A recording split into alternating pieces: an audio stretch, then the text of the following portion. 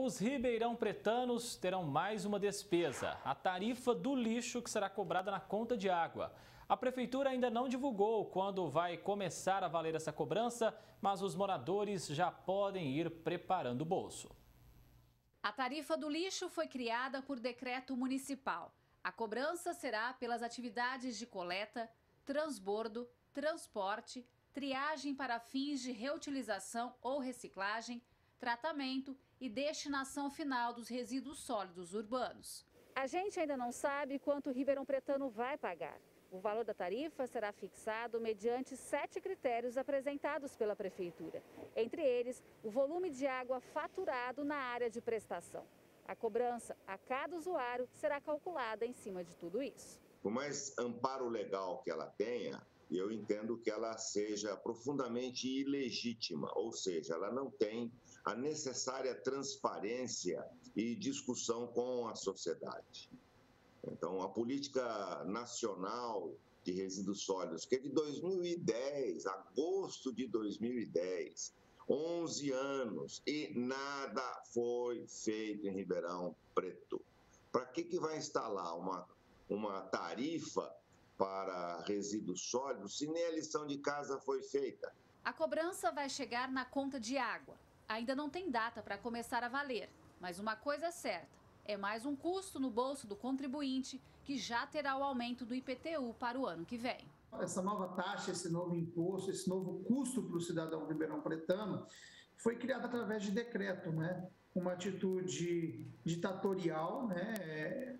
Tem precedentes legais, sim, mas não é da melhor maneira que o cidadão gostaria de receber essa cobrança. Acho que toda nova taxa, novo imposto tem que ser discutido, não só com a Câmara de Vereadores, mas também com a população, com entidades representativas. Então, essa criação dessa nova taxa através de decreto é feita de uma maneira autoritária, né? Mesmo sendo legal, a pergunta que fica dos especialistas é: cadê os impostos que já são pagos e por que uma nova tarifa agora? A gente já paga um imposto bastante elevado, uma taxa de impostos bastante elevada, para que as tarifas de serviços sejam cobradas à parte. Eu vejo muito inoportuno, intempestivo, fora do tempo e sem a devida discussão com a sociedade. Não adianta dizer, eu fiz audiência pública, elas são absolutamente insuficientes no modelo que é feito. Discutir no Conselho Municipal. O Conselho Municipal hoje ele é chapa branca, estão presentes apenas funcionários, nem são os de carreira, são os indicados, são cargos de confiança. A Prefeitura alega que isso vem como uma obrigação do marco legal do saneamento básico, e ela tem razão. O marco legal fala que a Prefeitura tem que coletar o lixo, tratar e dar procedimento a todo o processo. Mas vale lembrar que esse trabalho já vinha sendo feito em outros anos pela Prefeitura Municipal, assim como de outras cidades, e o valor, o investimento para pagar esses recursos eram tirados da própria receita do município, né? Então, é obscuro ainda, eu acho que está muito no ar, como vai ser cobrado. A gente sabe que é através da conta de água, né? Mas não se tem parâmetros ainda, pelo que foi divulgado, não tem parâmetros de taxa. Surpresos com a notícia, os ribeirão-pretanos não se conformam com o presente de Natal. Para que mais cobrança do que? A gente vive de salário mínimo e como que a gente vai pagar? A gente já não tem remédio nos postos, tem remédio que a gente precisa. E ainda vai cobrar isso? O que a gente vai fazer nessa vida? Já vem tantas taxas, mais uma, e a gente já está aumentando a taxa da água. Eu acho que vai prejudicar muitas pessoas. Não tem o que cobrar, nós já pagamos tanta taxa, sem ter nada, a gente já paga tanto, nós não tem prefeitura nenhuma. Anda aqui em Ribeirão, inteirinho você vê como que tá. Vamos supor, você paga R$50 de água, aí você vai ter que pagar 60, 10 a mais. Já são uns R$10 de mistura que você deixa de comprar para sua casa, né? Realmente está indo de encontro a todas as propostas que o prefeito Duarte Nogueira fez, né? Disse que não ia ter mais imposto, não ia subir imposto, está subindo todos os impostos, tá? A cidade está parada com obras todas inacabadas, nos 4 cantos da cidade. Agora vem mais essa tarifa, não há trabalhador, não há pessoa que aguente isso daí. Gislene Lopes para o Jornal da Clube. A Prefeitura disse que essa tarifa é uma obrigação legal de todos os municípios a partir da lei do novo marco do saneamento e que a mesma não será cobrada de forma imediata somente após a conclusão de uma futura licitação do recolhimento de resíduos sólidos. Para falar mais sobre essa situação, entender tudo o que pode acontecer, tenho o prazer de receber aqui no canal digital da Clube o especialista em administração pública, o Rafael dos Anjos. Rafael, a gente acabou de ouvir aí no final dessa reportagem a revolta dos moradores com essa nova tarifa do lixo.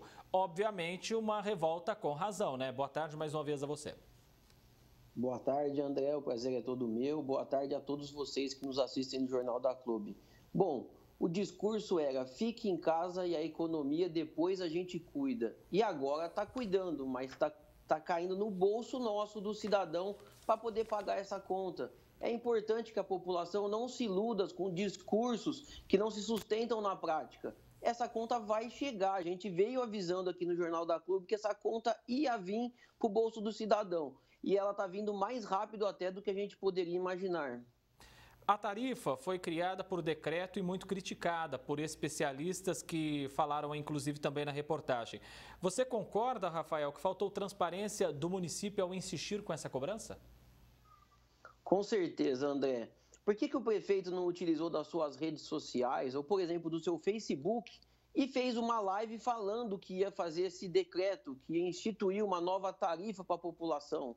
Porque isso é impopular. Então, quando é uma medida impopular, ninguém gosta de estar perto dela. São inúmeros motivos que podem ter levado o prefeito a fazer via decreto e não via legislação, via lei, como se manda o figurino, né? A gente precisa ter uma aprovação da Câmara para criar uma nova tarifa, um novo tributo. Então, é importante que se siga o devido processo legal para isso, se cumpra a Constituição. Talvez para evitar o desgaste da Câmara, o prefeito fez por decreto, mas uma total falta de transparência. Agora, Rafael, pior do que propriamente dito a criação dessa nova taxa é não saber quanto que o cidadão de Ribeirão Preto vai pagar, obviamente, por isso. Ou seja, pode lá na frente pesar no bolso realmente quando chegar essa conta.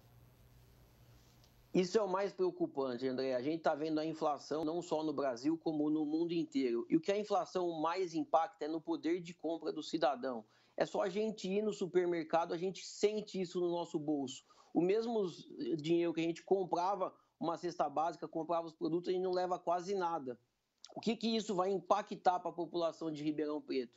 Infelizmente, vai ter muito cidadão que não vai conseguir pagar essa tarifa, vai ficar desesperado o cidadão de bem porque quer ter suas contas em dias e, na verdade, é uma total insensibilidade do poder público, porque as pessoas estão passando fome, André. Elas não têm o mínimo necessário para pôr comida na mesa. Como pensar em arrecadar mais no momento em que as pessoas passam fome? Está na hora da gente começar a olhar para o cidadão e não ficar dentro do escritório com o ar-condicionado tomando decisão. Precisa ir para a rua ver a realidade da população.